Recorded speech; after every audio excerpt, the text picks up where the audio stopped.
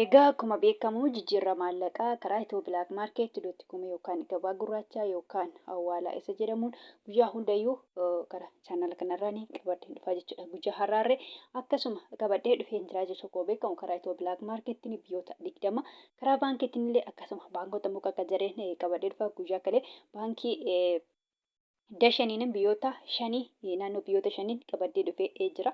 Guyyaa har'aa immoo baankii qajareen baankii hojii gamtaa Oromiyaatiin biyyoota 5 akkuma beekamu karaa ethio blak marketiin biyyoota 20 qabadhee dhufee jira jechuudha. Egaa nagaa waaqayyo sin naganne nagaan waaqayyo manaa fi kallattii jirtanitti isiniif haa ta'u. Warroonni mana kanaa fi haaraa taatanii chaanala kana subscribe share like godhaa. Warroonni mana kanaaf immoo maatii taatanii share fi like hin dagatinaa sinin jedha akka obboloota keessa nama biroo bira ga'u like godhaa like hin dagatinaa sinin jedha. Egaa akkuma beekamu biyyoota 20 kanneen akka Ameerikaan doolaarii, Kanaadaa doolaarii, Awustiraaliyaa doolaarii, Hoomar rihaala, Duubaa dirhaama, Saawud Arabiyaa riyaala, Baareen dinaara, Kuwait dinaara, Jordaan dinaara, Chaayinaa yuwaanii, paawundi sterlingii, koronaa, yuuroo, Swiss baankii fi kan kana fakkaatan salphumatti biyyoota 20 jechuudha. Karaa ethio blak marketiin karaa baankiitiin akkuma jiru baankii hojii gamtaa Oromiyaatiin biyyoota 5 kanneen akka Ameerikaan doolaarii, Duubaa dirhaama, Saawud Arabiyaa riyaala, paawundi sterlingii fi yuuroodha jechuudha. Biyyoota 5 jechuudha. Gabaabumatti karaa baankiitiin jechaadha. Karaa baankiitiin biyyoota 5 karaa ethio blak marketiin immoo biyyoota 20 jechuudha. Guyyaa irraa egaa karaa ethio blak marketiin dabalee jira jechuudha. Ethio blak market guyyaa irraa dabalee jira jechuudha. Biyyoon hundumtuu karaa ethio blak marketiin dabalaniitu jiru jechuudha. Egaa akkuma beekamu guyyaa hundayyuu Ameerikaa doolarii irraa hin ka'a guyyaa har'aarree akkasuma Ameerikaa doolarii irraa hin ka'a jechuudha. Ameerikaa doolariin tokko guyyaa irraa karaa ethio blak marketiin birrii 100 fi birrii 82 fi saantiba 99 jechuudha. Dhugaa dubbachuu fi dabalee jira jechuudha. Akkasuma Ameerikaa doolariin tokko karaa baankii hojii gamtaa Oromiyaatiin jechaadha. Birrii 100 birrii 57 fi saantiba 72. Kanaadaa doolariin karaa ethio blak marketiin birrii 100 fi birrii 29 fi saantiba 07. Awustiraaliyaa doolariin karaa ethio blak marketiin birrii 100 birrii 26 fi saantiba 40. Hoomar rihaalli karaa ethio blak marketiin birrii 400 fi birrii 75 fi saantiba 72.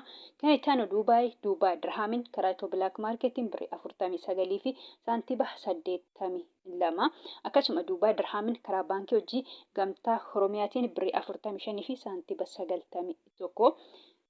Kan itti aanu Saawudiidha. Saawud Arabiyaa riyaalli karaa ethio blak marketiin birrii 48 fi saantiba 76. Akkasuma immoo Saawud Arabiyaa riyaalli karaa baankii hojii gamtaa Oromiyaatiin birrii 44 fi saantiba 08. Kan itti aanu Baareen dinaari karaa ethio blak marketiin birrii 400 fi birrii 85 fi saantiba 24.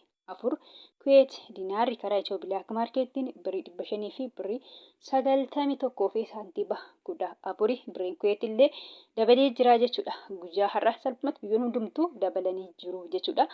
Kan itti aanu Jordaan dinaarri karaa ethio blak marketiin birrii 200 fi birrii 58 fi saantiba 07. Chaayinaa yuwaaniin karaa ethio blak marketiin birrii 26 fi saantiba 89. Kan itti aanu paawundiidha. Paawundi sterlingiin karaa ethio blak marketiin birrii 200 fi birrii 42 fi saantiba 03. Akkasuma immoo paawundi sterlingiin karaa baankii hojii gamtaa Oromiyaatiin birrii 200 fi birrii 10 fi saantiba 37. Koronaan karaa ethio blak marketiin birrii 18 fi saantiba 88. Kan itti aanu yuuroodha.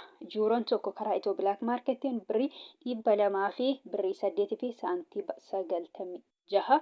Akkasuma immoo yuuroon jechaadha karaa baankii hojii gamtaa Oromiyaatiin birrii 100 fi birrii 84 fi saantiba 07. Kan itti aanu Turkii liireedha. Turkii liireen karaa ethio blak marketiin birrii 3 fi saantiba 92. Egyptian paawundiin karaa ethio blak marketiin birrii 3 fi saantiba 69. Israa'el shekeliin karaa ethio blak marketiin birrii 61 fi saantiba 09.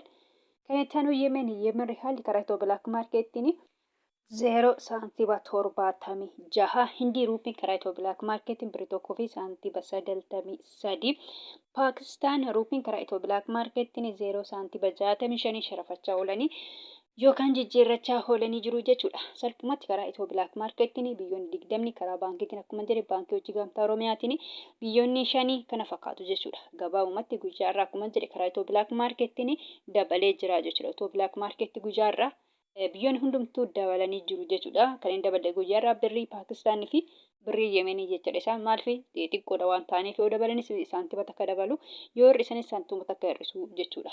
Kanarraan kan hafe biyyoonni hunduu guyyaa har'aa dabalanii jiru karaa Itiyoo bilaak maarkeetiin jechaadha.